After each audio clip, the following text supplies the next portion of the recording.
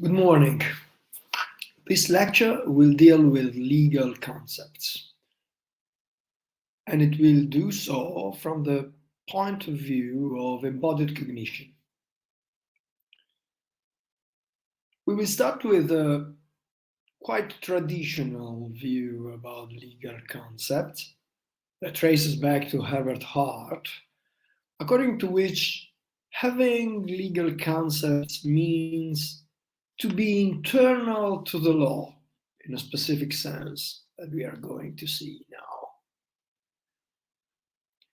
The story is well known in legal theory, at least a part of it. In his masterpiece, The Concept of Law of 1961, Herbert Hart introduces the idea of an internal point of view, and particularly of an internal point of view towards rules. Now, Hart considers first basic rules, rules of conduct, which he terms primary rules.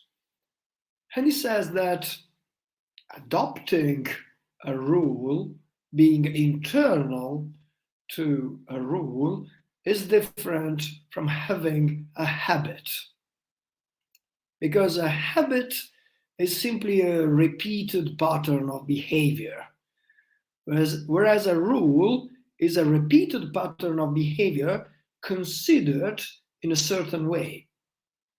When you have a rule, Hart argues, you have a critical reflective attitude towards that pattern of behavior.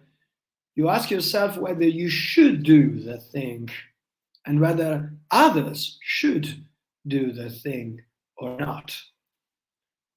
Also, when you have a rule, so when you have an internal point of view towards a primary rule, you react in case of violation of the rule. And you typically do so by using a normative language like, you should not do that. You must do this. You have an obligation to do this. And when there is a reaction in case of violation, you consider that reaction justified. And you support this justification again by using a kind of normative language. So the story is well known, as I said, and also in a sense is well known Hart's distinction between primary and secondary rules. In Hart's view, while primary rules are rules of conduct, like do not smoke or do not steal, or you have an obligation to park in a given way, secondary rules are meta rules, namely rules about rules. So, for example, rules about how to enact other rules of the system, which Hart calls rules of change, power conferring rules that give the power to legislate, or rules about how to apply other rules of the system, which Hart calls rules of adjudication, power conferring rules about how to adjudicate cases. Finally, a rule about the criteria of validity of the other rules of the system, the well-known rule of recognition, which, in Hart's view, is the foundation of the legal system. Now again, this is the classic description of Hart's theory. Perhaps a little bit less known and overlooked is the connection between the internal point of view towards secondary rules and legal concepts. A connection that you can appreciate from this quotation drawn from the concept of law. With the addition to the system of secondary rules, Hart writes, the range of what is said and done from the internal point of view is much extended and diversified. With this extension comes a whole set of new concepts, and they demand a reference to the internal point of view for their analysis. These include the notions of legislation, jurisdiction, validity, and generally of legal powers, private and public. So as you may see from this quotation, in Hart's point of view, legal concepts are connected with the idea of having an internal point of view, and particularly with the idea of having an internal point of view towards a specific kind of rules, namely basically rules defining powers, defining legislation, defining validity, and so on. So rules create a whole set of new concepts, and in order to have these concepts, you must be internal to the rules.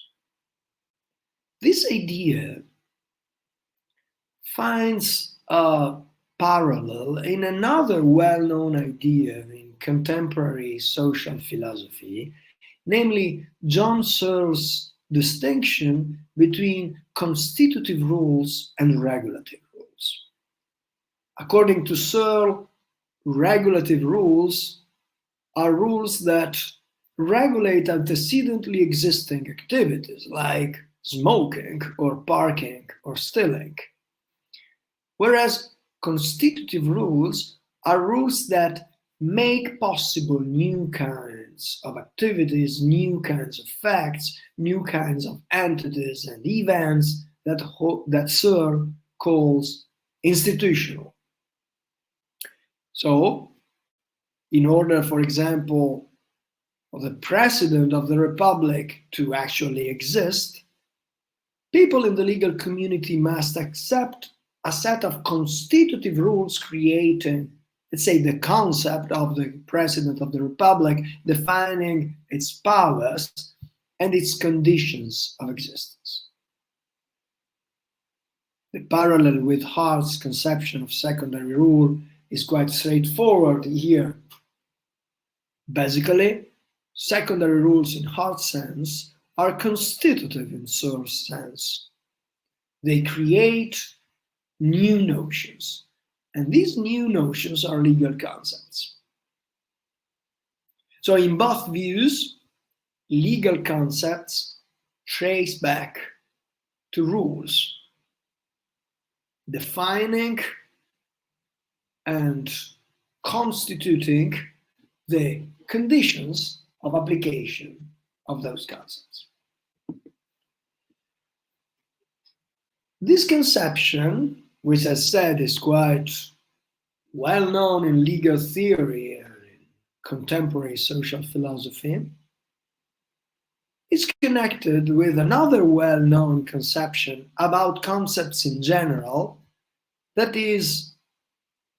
has been dominant both in philosophy and in psychology, a classic cognitivist view about concepts.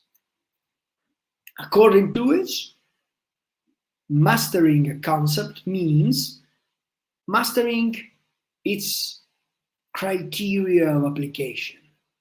So basically mastering a more or less explicit rule about how to apply the concept. This traditional view about concepts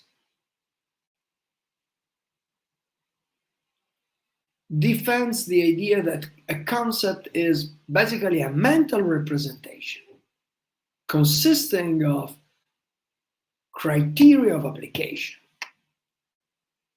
So basically the mental representation of a rule. And you can apply a concept only when you know the rule more or less explicitly. So you may see here the connection with Hart and Searle about legal concepts. Only this view, this traditional view, has to do with all concepts. So legal concepts are simply a subset of this traditional view about concepts in general. So what we would like to do today is to show you that this traditional view has alternatives, and particularly one alternative. Of course, there are others, but today we will deal with a specific alternative view about concepts, according to which concepts are embodied. And this is the view of concepts that is connected with the paradigm that in contemporary cognitive psychology is known as embodied cognition. According to embodied cognition, concepts are not mental representations of criteria of applications or rules. Rather, concepts consist in the reactivation of an activation pattern of neurons that is activated when perceiving and interacting with the referent of the concept. So basically, the concept of a cup that you can use while drinking a tea consists in the reactivation of a pattern of neurons that is activated when touching the cup, using the cup, let's say perceiving the cup. And of course, this pattern of activation of neurons is distributed in the brain because it has to do with visual elements, tactile elements, also smell, taste, and also action-oriented elements. So the act of taking the cup, the act of drinking with the cup. So concepts in this view are not connected with the rules.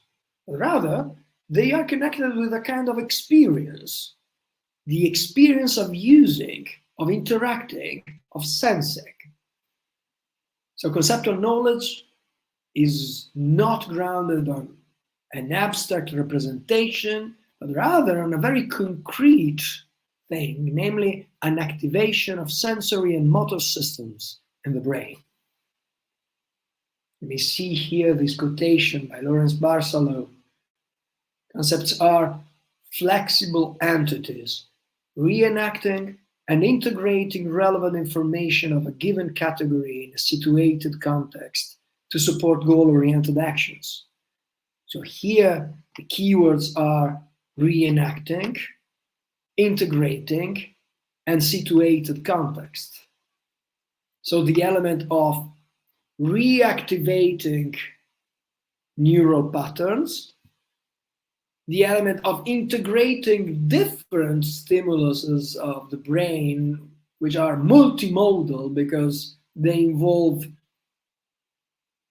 different kinds of sensorial elements and motor-oriented elements, and also the idea of a situated context, because having a concept does not mean to have a rule in the abstract. Having a concept means to have experience, actual interaction, and perception of a given referent. So you may see here how this embodied view about concepts is different from the traditional view. While the traditional view started with a rule, more or less explicit, with criteria of application, here you have an experience which is situated and quite concrete. And then you have the activation of a pattern of neurons, which pattern is activated again and again when you use conceptual knowledge. So activating conceptual knowledge means, in a sense, to re-experience again, to a certain extent, to activate in your brain those parts which were activated in the experience of actual interaction. And by way of this reactivation, then you can apply the concept.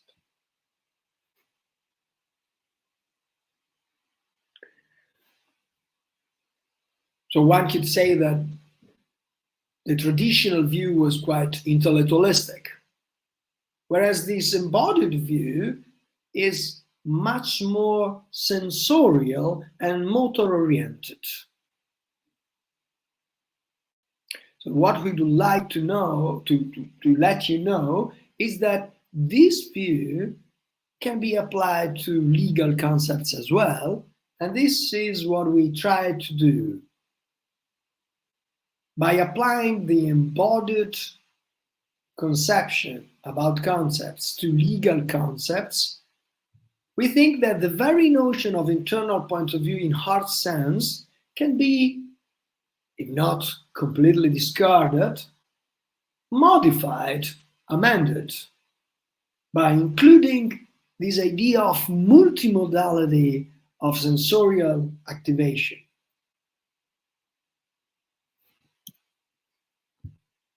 Here you can find some references that can be helpful for you. Some about Hart's conception of internal point of view, about Searle's conception of constitutive rules.